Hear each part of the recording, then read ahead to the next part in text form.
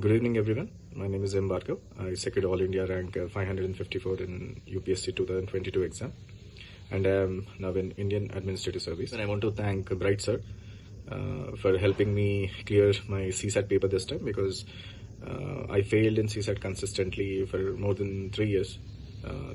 So I want to thank him. Especially, I liked his teaching style, where he used to pick up very important areas which were most probable to be asked in the examination.